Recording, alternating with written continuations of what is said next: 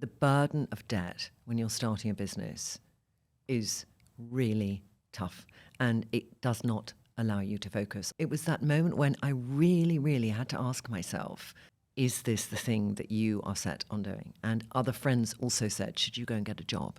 You know, your responsibility is to your daughter. Maybe it's not the time. And that probably is the time I realized it was most of the time that I had to do it.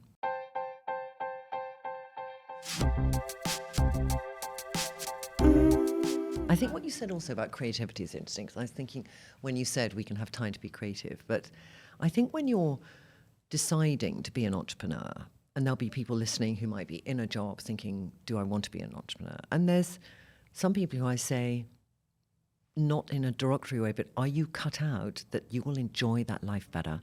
Or actually, will you enjoy the life you've got and you're just having a bit of a green fence moment because there's some challenges in your work? And I think it's a really important question to ask, because everyone otherwise will just, if you're an entrepreneur, you want to say, it's great, come over this side of the fence, you know. But it's something where the freedom to be creative is constrained by, you know, when I started Trinny London, I was in this home I'd saved up for, but I had a huge mortgage on because I so wanted to walk my daughter to work, and it was this picket fence home in London. And I got it when my salary was the biggest. And over that 2-year period, my salary went down. You know, the interest in Susanna and I doing shows went down. I was going abroad to film on much less salary, and I couldn't afford my mortgage, and I wanted to start the business. So all those things were in conflict, because you want to give yourself this runway, that creative freedom to think, okay, what's it look and feel like? So it was juggling, keeping something afloat, being the main breadwinner, so keeping myself and members of the family afloat, and wanting to creatively have the headspace to think of the best way to grow this little embryonic seed into an idea that I could then at some stage raise money for, self-start, whatever, you know. So that is a challenge, that journey.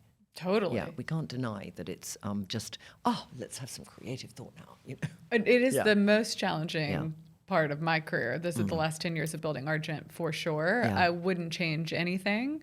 I've learned so much from it. I've grown so much from it, but I would also argue that's a bit masochistic. Like, my ability to hold stress is beyond, but the freedom that I have, and just the opportunities that we've been exposed to as a result of this, the community that we built, the impact that we've had. Yeah. I think the advice that I typically give is, as long as you have a commitment and conviction in your end goal, then do it. Otherwise, you won't make it. Yeah. It's just too hard. And I think you do have to be a bit naive. So it's 2017. You're talking about all the things that you're juggling simultaneously. You've accomplished so much up until this point. Why launch a beauty brand? What white space did you see? What are you trying to solve for? And what ultimately compelled you to do it? Probably the white space was all those women I'd made over from 2005 to 2013, and their challenges. So the challenge of going up to the makeup counter and, do I trust the person behind the counter?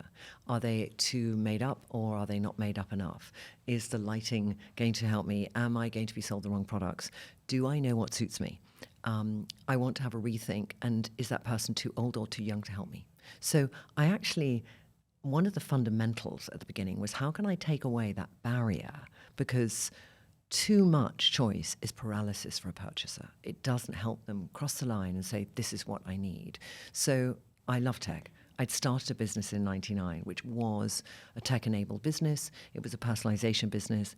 E-com had not yet launched. It was a destination and a portal for women called Ready2. I raised $9 million in 6 weeks. This is .com boom. I was talking at symposiums on what e-com was going to look like. I mean, insane, all right, just insane. Right. But fascinating.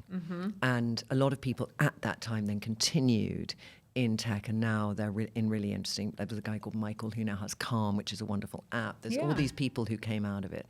And I went then into TV because it wasn't working. I had to give that business up. I had to get rid of 60 women who had had a job with us.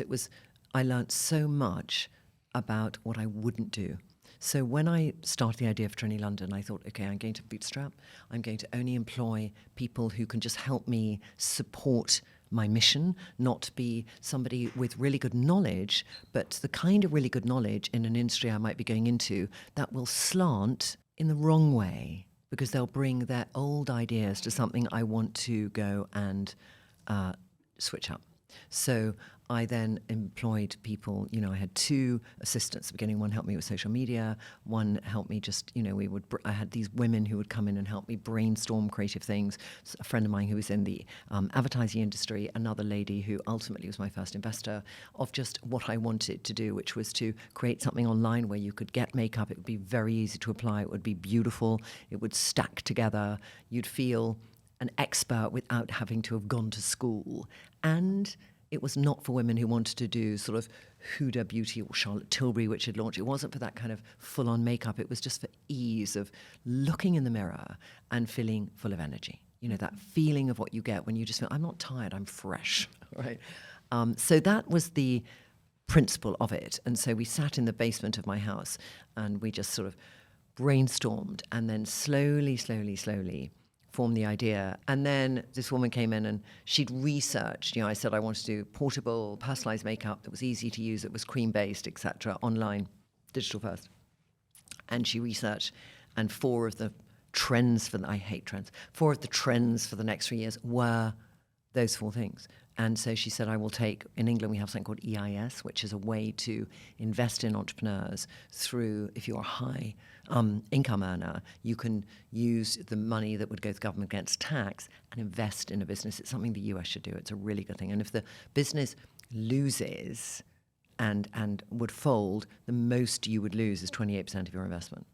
But if it gains, you don't pay tax on the profit. It's a good thing. And you do it up to $150,000, and then you can do a 30% one up to 2.5 million.